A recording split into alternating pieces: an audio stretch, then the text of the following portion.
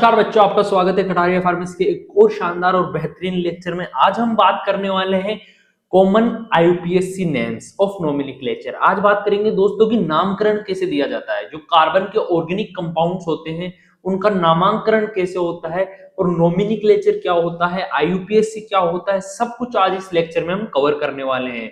दोस्तों, अभी तक आपने चैनल को सब्सक्राइब नहीं किया है तो फटाफट से जाकर कटारिया फार्मेसी को सब्सक्राइब कर दीजिए और बेल आइकन दबाना ना भूलें, ताकि आगे आने वाली वीडियोस के नोटिफिकेशन आप मिस ना कर सको।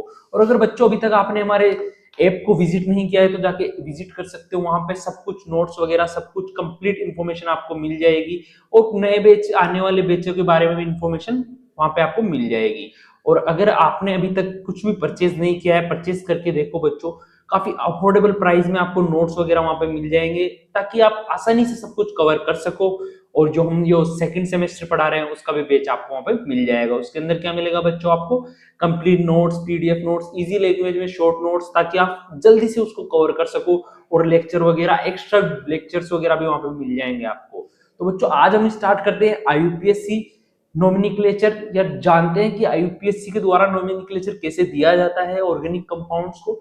तो चलिए फटाफट से स्टार्ट करते हैं आज की वीडियो कि कॉमन आईयूपीएससी सिस्टम ऑफ नोमेनक्लेचर आखिरकार होता क्या है। तो पहले बात कर ले व्हाट इज नोमेनक्लेचर, यानी कि नोमेनक्लेचर क्या होता है, इसकी बात करते हैं बच्चों। Nomenclature is the system of naming organic compounds in A scientific and systematic way so that the structure of the compound can be understood from its name. यानी कि बच्चों, नोमेनक्लेचर होता क्या है? नोमेनक्लेचर वह प्रणाली है जिसके द्वारा कार्बनिक यौगिक को वैज्ञानिक और व्यवस्थित नाम दिया जाता है। यानी कि वैज्ञानिक नाम दिया जाता है किसी भी कार्बन कंपाउंड को या किसी भी कंपाउंड को, ताकि नाम से ही उसकी संरचना समझ में आ जाए। यानी कि नाम से पता चल जाए कि इस कंपाउंड का स्ट्रक्चर कैसा होने वाला है। आई होप आपको समझ में आया होगा। एग्जाम के पीओयू से मान लीजिए आपका आ जाए कि नोमेनक्लेचर क्या होता है, एग्जाम में आ जाए कि व्हाट इज नोमेनक्लेचर, तो सीधी सी एक लाइन बताता हूं आपको, naming system of organic compounds is called nomenclature. यानी कि नामकरण देना ही ऑर्गेनिक कंपाउंड्स को नोमेनक्लेचर कहलाता है। तो बच्चों, आगे बात करते हैं why do we need IUPAC system. अब बात करें आईयूपीएसी सिस्टम हमें क्यों जरूरी है और आईयूपीएससी के द्वारा ही नामकरण क्यों दिया जाता है, यानी कि नोमेनक्लेचर क्यों किया जाता है कंपाउंड्स का। बात करें common and differ from place to place and are confusing, obviously बच्चों, but IUPAC names are universal and systematic. अब बात करें कॉमन नेम, हर जगह अलग अलग हो सकता है, यानी कि हर देश में अलग अलग हो सकता है। जैसे कि मान लीजिए कोई एक पर्टिकुलर चीज है, उसको इंडिया में कुछ बोला जाता है तो पाकिस्तान में कुछ अलग बोलते हैं उसे। और वहीं बात कर ले यूनाइटेड अलग देश है, उसके अंदर अलग बोला जाता है। और वहीं बात कर ले यूरोप की किसी कंट्री में, तो यूरोप में उसको अलग प्रोनाउंस किया जाएगा। बात करें हर देश में अलग अलग प्रोनाउंस होते हैं अलग अलग चीजों के, लेकिन ऑर्गेनिक कंपाउंड्स को आईयूपीएससी से नाम इस वजह से दिया जाता है ताकि प्रोनाउंस में एक ही नाम आए और कंफ्यूज पैदा ना करे, यानी कि कंफ्यूजन पैदा ना हो, जबकि आईयूपीएससी नाम पूरे विश्व में एक जैसे होते हैं। आई होप बच्चों आपको समझ में आया होगा मैं क्या कहना चाहता हूं और आईयूपीएससी नोमेनक्लेचर क्यों इंपॉर्टेंट है, क्यों किया जाता है, ताकि ऑर्गेनिक कंपाउंड का एक पर्टिकुलर नाम हो उनके स्ट्रक्चर के द्वारा। तो बच्चों, आगे बात करते हैं हमारी वीडियो में रूट पेरेंट्स नेम, जो कि काफी इंपॉर्टेंट है। कार्बन्स के जो होते हैं उनके बारे में बात करते हैं हम। रूट पेरेंट नेम क्या होते हैं उनके बारे में मैं बता देता हूं। जैसे मान लीजिए बच्चों, एक टेबल दी गई है आपने यहाँ पे, एक साइड है कार्बन एटम और एक साइड है रूट नेम। अब बात करते हैं, जैसे मान लीजिए कोई कंपाउंड है जिसके अंदर कार्बन कार्बन कार्बन 3 कार्बन है, तो इसको क्या बोलेंगे? कार्बन की काउंटिंग कैसे करते हैं ऑर्गेनिक केमिस्ट्री में, वही कहलाते हैं रूट पेरेंट। यानी कि जितने कार्बन होंगे वो रूट होते हैं, एक तरीके से जो कार्बन होते हैं वही मेन रूट है। यहाँ पे जो रूट नेम होता है वो कार्बन के द्वारा ही दिया जाता है। पहला, अगर एक कार्बन होगा तो उसको हम बोलते हैं मेथ, 2 कार्बन होगा तो बोलेंगे एथ, 3 कार्बन होगा तो प्रोप, 4 के लिए ब्यूट, 5 के लिए पेंट, 6 के लिए हेक्स, 7 के लिए हेप्ट और 8 के लिए ऑक्ट, 9 के लिए नॉन और 10 के लिए डेक। अब इन्हें कैसे यूज करते हैं वो हम आगे इस वीडियो में बात करते हैं। जैसे मान लीजिए कि कोई एग्जांपल दे देता हूं, इसी में बात करता हूं, कार्बन कार्बन कार्बन कार्बन। अब इसका जो रूट नेम क्या हो गया? मेथ, एथ, प्रोप, ब्यूट। इसका रूट नेम हो गया ब्यूट। आई होप बच्चों आपको समझ में आया होगा। सबसे पहले कार्बन की काउंटिंग करके इसका रूट नेम पता लगाया जाता है। सबसे पहला पॉइंट यही होता है हमारा बच्चों। आगे बात करते हैं कंबाइन रूल। अब इसे कंबाइन कैसे करते हैं, मान लीजिए जैसे रूट नेम हो गया प्लस सफिक्स, तो पूरा नाम आ जाता है साथ साथ में। जैसे बात करते हैं इसमें, जैसे मान लीजिए कि एग्जांपल है 1 2 3 कार्बन है, तो इसे हम क्या बोलेंगे, एथ, 3 कार्बन हुआ एथ। और अब इसके अंदर जो इसका सफिक्स होगा, सफिक्स कैसे ऐड किया जाता है, जैसे मान लीजिए पता लगाया जाता है कि सफिक्स में इसमें है क्या, ये सिंगल बॉन्डेड है, ये एल्केन हो गया। अगर डबल बॉन्ड होता तो एल्कीन होता, सिंगल बॉन्ड है तो एन जुड़ गया सफिक्स, और डबल बॉन्ड होता तो इन जुड़ जाता, और वहीं ट्रिपल बॉन्ड हो जाता तो वाई एन ई जुड़ जाता। और अगर जैसे यहाँ पे एल्कोहल वगैरह होते, यानी कि फंक्शनल ग्रुप जुड़े हुए होते तो फंक्शनल ग्रुप आके नाम जुड़ जाता। एल्कोहल होता तो ओएल जुड़ जाता, एल्डिहाइड्स होते तो एएल जुड़ जाता। आई होप आपको समझ में आया होगा। आगे बात करते हैं बच्चों बेसिक आईयूपीएससी रूल्स के बारे में बात करते हैं, यानी कि आईयूपीएससी के कुछ रूल्स होते हैं, उनके हिसाब से हम नामांकन करते हैं। तो उनमें पहला आता है, पहला रूल प्रिंसिपल फंक्शनल ग्रुप, यानी कि identify the functional group with highest priority, it decides the suffix. तो बच्चों सबसे पहले फंक्शनल ग्रुप डिसाइड करता है सफिक्स क्या होने वाला है, यानी कि पीछे क्या लगने वाला है। जैसे हमने बात की अभी पहले, जैसे वीडियो इसमें बात की एल्केन था, वहां पे कोई फंक्शनल ग्रुप नहीं था, तो पहले एल्केन था, एल्केन एल्कीन एल्काइन देखा जाता है, फिर उसके बाद में फंक्शनल ग्रुप्स देखे जाते हैं। उनके हिसाब से उनके जो फंक्शनल ग्रुप्स की जो नेमिंग होती है वही यहाँ पे ऐड होती है। जैसे मैंने आपको बताया था एल्कोहल के लिए ओएल आके जुड़ेगा, जो सफिक्स होगा एल्कोहल का फंक्शनल ग्रुप का वो सफिक्स आके जुड़ जाता है। तो बच्चों सबसे उच्च प्राथमिकता वाला फंक्शनल ग्रुप पहचानो, वही सफिक्स तय करेगा, यानी कि फंक्शनल ग्रुप सबसे पहले डिसाइड करता है कि सफिक्स क्या होने वाला है। ये बच्चों कुछ एक ऑर्डर है, इसके हिसाब से सफिक्स की अरेंजमेंट होती है। सबसे पहले आता है कार्बोक्सिलिक एसिड, फिर आता है बॉन्ड CHO, फिर आता है बॉन्ड CO बॉन्ड, फिर आता है बॉन्ड OH, वो फिर आता है बॉन्ड NH2 जिसको हम अमाइन भी बोलते हैं, ये हो गया एल्कोहल हो गया, और यही यहाँ पे हमारा कीटोन हो गया, फिर एल्डिहाइड्स, और सबसे ज्यादा कार्बोक्सिलिक एसिड, सबसे ऊपर कार्बोक्सिलिक एसिड, फिर एल्डिहाइड, फिर कीटोन, फिर एल्कोहल, फिर अमाइंस, फिर डबल बॉन्ड, फिर सिंगल बॉन्ड। ये होता है कुछ अरेंजमेंट, इसके हिसाब से हम नोमेनक्लेचर करते हैं, यानी कि इसके हिसाब से सफिक्स ऐड होता है। दूसरी बात करते हैं बच्चों, दूसरा हम सबसे पहले तो हम देखेंगे कि फंक्शनल ग्रुप कौन सा जुड़ा हुआ है। दूसरे पॉइंट पे हम देखेंगे कि लॉन्गेस्ट चेन कौन सी है कार्बन की। Chooses the longest chain that contain the principal functional group, ऐसी चेन जिसके अंदर फंक्शनल ग्रुप जुड़ा हुआ हो। अगर फंक्शनल ग्रुप नहीं है तो पहला पॉइंट ये हो जाएगा कि सबसे बड़ी चेन देखी जाएगी, उसके हिसाब से हम नोमेनक्लेचर करेंगे। सबसे लंबी कार्बन चेन चुनो जिसमें मुख्य फंक्शनल ग्रुप हो। बच्चों इसकी बहुत आसान ट्रिक है, फंक्शनल ग्रुप के बिना चेन यूजलेस है। अब जैसे बात कर ले, जैसे मैंने आपको बताया कि अगर किसी चेन में फंक्शनल ग्रुप नहीं है तो फिर हम सबसे बड़ी चेन देखेंगे, या फिर अगर दो इक्वल चेन होगी तो कोई सी भी ले लेंगे हम, वो मैटर नहीं करेगा। अगर फंक्शनल, जैसे मान लीजिए दो चेन है, जैसे ये दो चेन हो गई बराबर कार्बन वाली हो गई, इसमें भी कार्बन है, इसमें भी कार्बन है, ये कार्बन है, ये कार्बन है, ये कार्बन है, ये कार्बन है, ये कार्बन है, ये कार्बन है। इनमें अगर फंक्शनल ग्रुप नहीं है तो कहीं से भी हम नोमेनक्लेचर दे देंगे, इस बीच वाली चेन को ले लो या इसको ले लो, दोनों में चार चार है तो किसी को भी ले सकते हैं। और वहीं बात करें अगर किसी से भी एक से फंक्शनल ग्रुप आके जुड़ गया तो फिर प्रायोरिटाइज हो जाएगी कि ये चेन सबसे बड़ी होगी, तो इसी को हम प्रायोरिटाइज करेंगे। आई होप बच्चों आपको समझ में आया होगा। आगे बात करते हैं, तीसरा रूल है नंबरिंग द चेन, यानी कि चेन को नंबर देना। Number the chain so that principal functional group gets the lowest number. Carbon chain को इस तरह नंबर दो कि मुख्य फंक्शनल ग्रुप को सबसे छोटा नंबर मिले। Aldehyde and acids always first carbon पे जुड़े हुए होते हैं, यानी कि उनको ये सबसे पहले फर्स्ट प्रायोरिटी होती है। जैसे कि मैंने आपको बताया, जैसे दो अलग अलग चेन थी, यहाँ पे अगर कार्बन के OH जुड़ा हुआ है तो इस यहाँ से अगर नोमेनक्लेचर करेंगे, जैसे मान लीजिए कि यहाँ से हम नाम देना स्टार्ट करेंगे कार्बन को, तो इसको पहला दिया जाएगा। अगर ये नहीं होता तो इसको भी दे सकते थे पहला और इसको भी दे सकते थे, किसी को भी पहला नंबर दे सकते हो, लेकिन जहां पे फंक्शनल ग्रुप जुड़ा हुआ है उसको सबसे लोएस्ट नंबर मिलना चाहिए, यानी वहां सबसे पहले स्टार्टिंग वहीं से होनी चाहिए। आई होप बच्चों आपको समझ में आया होगा।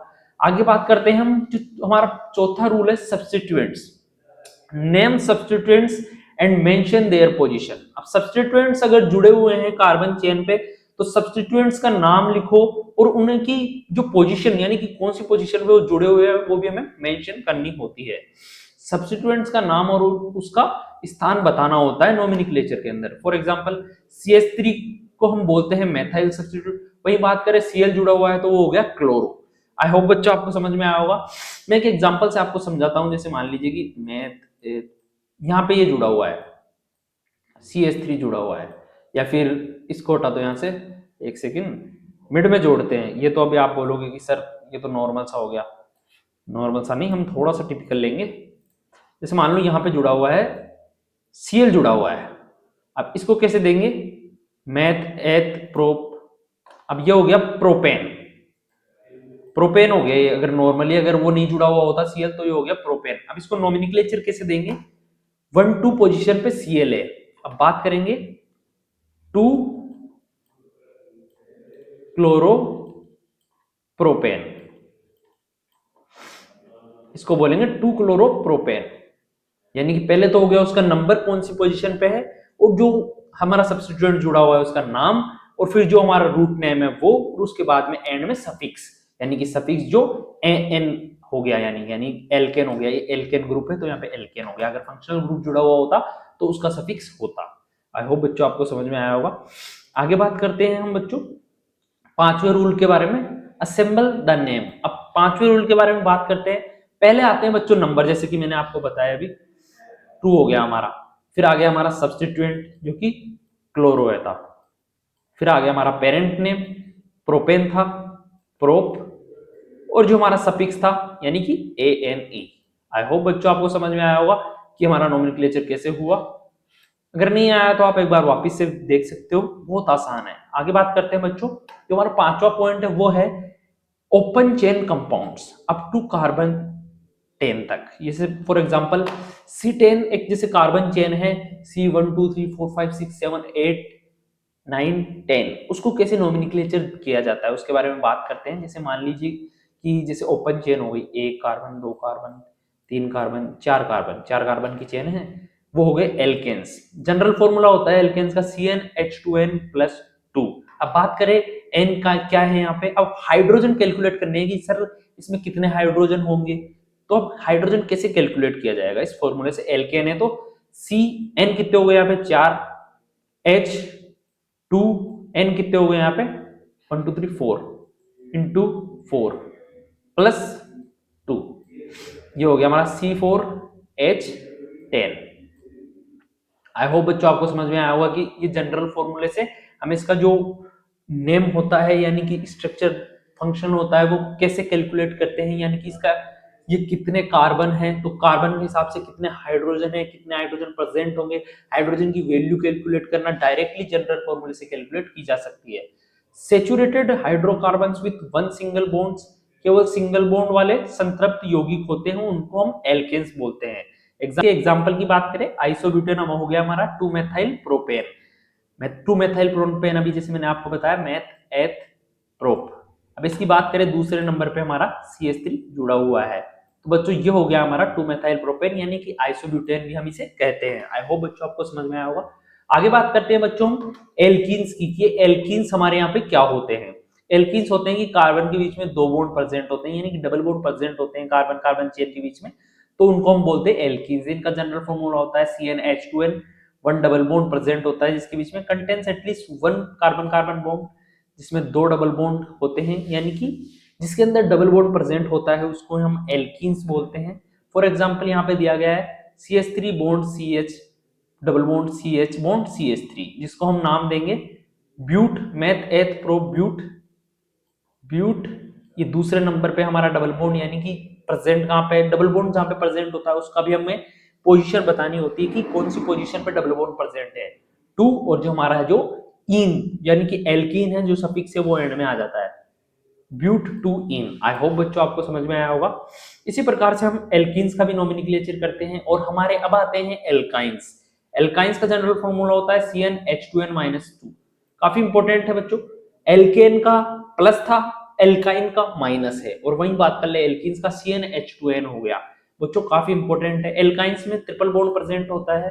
For example CH3 CH triple bond C bond CH3, तो इसका नोमेनक्लेचर देंगे तो पहला दूसरा तीसरा, इसका नाम हो गया मैथ एथ प्रोप, प्रोप। इसकी पोजीशन कौन सी है ट्रिपल बॉन्ड की 1, और जो हमारा सफिक्स है वो आइन। आई होप बच्चों आपको समझ में आया होगा, काफी आसान है, आप देख सकते हो। अब आगे बात करते हैं हम फंक्शनल ग्रुप कंपाउंड्स कौन से होते हैं, जो कि काफी इंपॉर्टेंट है। जैसे कि मैंने आपको बताया था लास्ट वीडियो में भी कुछ बात करे थे फंक्शनल ग्रुप्स के बारे में, जैसे एल्कोहल, एल्डिहाइड्स, इनके बारे में बात करते हैं। फंक्शनल ग्रुप कंपाउंड्स कौन से होते हैं जिनके हिसाब से हम सफिक्स डिसाइड करते हैं।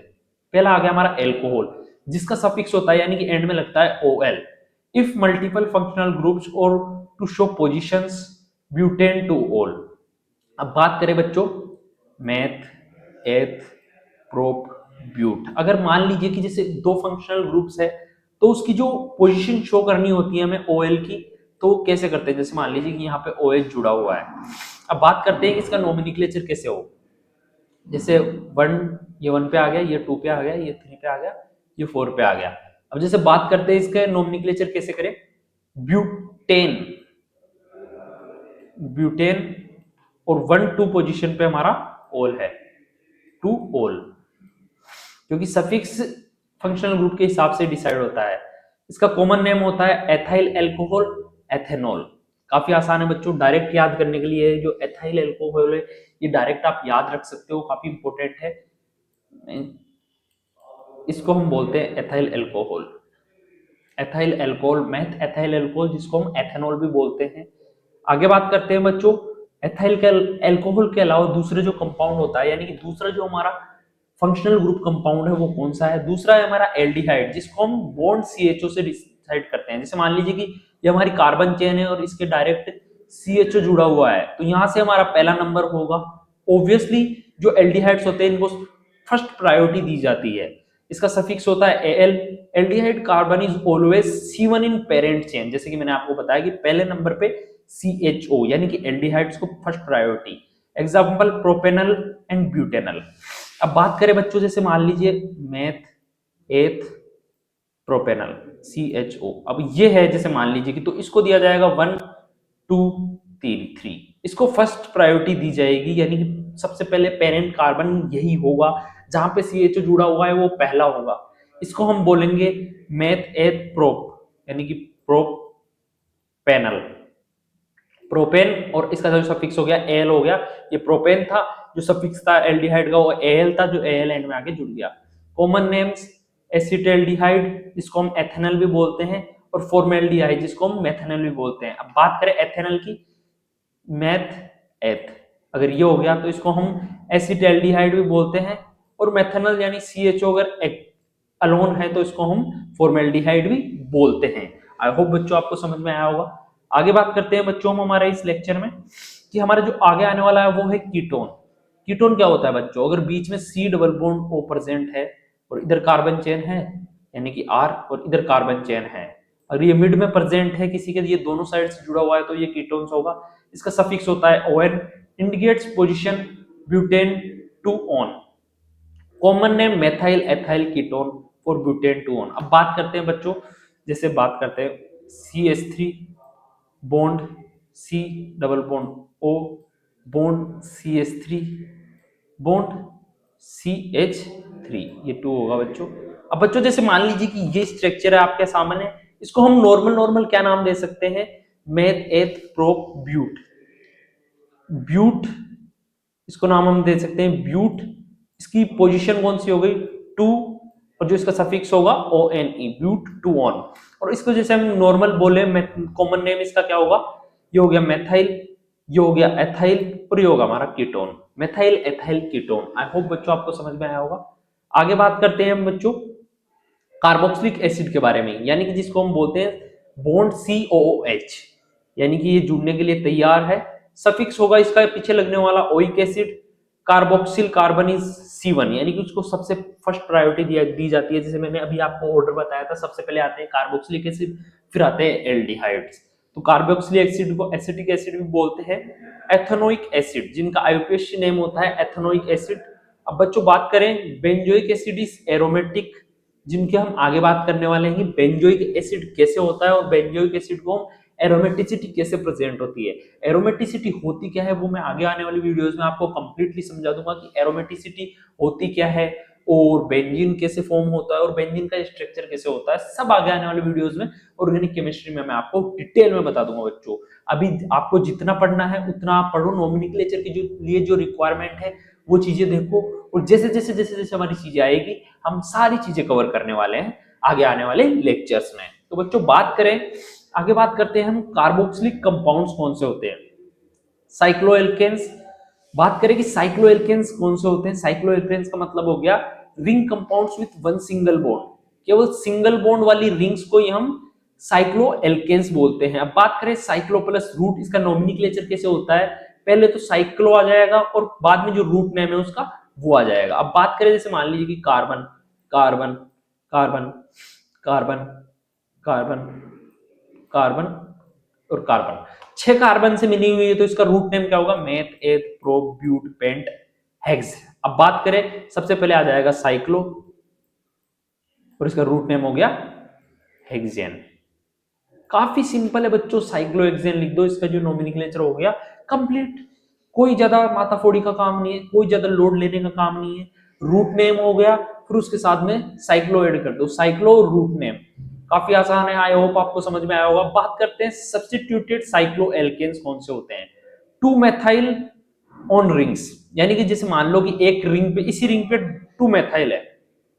पहला जैसे एक तो यहाँ पे हो गया CH3 और एक हो गया 1 2 3 4 पोजीशन पे, एक हो गया यहाँ पे CH3।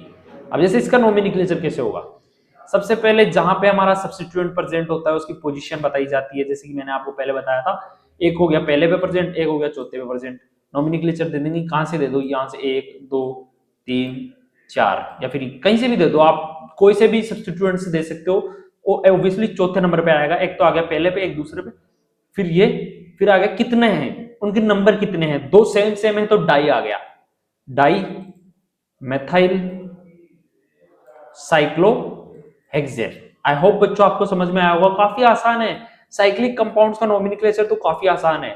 साइक्लो में O एंड P नहीं, सिर्फ नंबर्स दिए जाते हैं, यानी ऑर्थो और पेरा बताऊंगा मैं आपको कि कहाँ यूज होते हैं। कि ऑर्थो पे जो फिर सब्स्टिट्यूएंट प्रेजेंट होता है उसको डिसाइड किया जाता है, पेरा पे फिर उसका नाम दिया जाता है कि ऑर्थो हो गई सेकंड वाली पोजीशन और पेरा हो गई फोर्थ वाली पोजीशन। आई होप बच्चों आपको समझ में आया होगा। ऑर्थो और पेरा का कॉन्सेप्ट आगे आने वाला है हमारा, अभी ज्यादा इंपॉर्टेंट नहीं है। आगे बात करते हैं बच्चों आगे आने वाली वीडियोस में। अगर हमारा लेक्चर आपको समझ में नहीं आया हो तो कमेंट करके कुछ भी पूछ सकते हो, या हमारा एप्लीकेशन पे आप हमारा जो कोर्स वगैरह है वो परचेज कर सकते हो, उसमें डिटेल में आपको समझाया जाएगा हर चीज, और वो लाइफ टाइम के लिए लेक्चर्स आपके पास अवेलेबल रहेंगे। Thanks for watching Kataria pharmacy की। अगर अभी तक आपने हमारे चैनल को सब्सक्राइब नहीं किया है तो फटाफट से जाके चैनल को सब्सक्राइब कर दीजिए, ताकि आगे आने वाली वीडियोस की नोटिफिकेशन आपको आसानी से मिल जाए। और बच्चों हमारे साथ बने रहिए और हमारी वीडियोस वगैरह लेक्चर्स देखते रहिए। अगर कुछ समझ में नहीं आ रहा तो हमसे जुड़ सकते हो, आपको कांटेक्ट वगैरह भी कर सकते हो आप हमको। तो बच्चों आपसे मिलते हैं अगली वीडियो में। थैंक्स फॉर वॉचिंग, तब तक के लिए stay happy stay healthy, bye bye.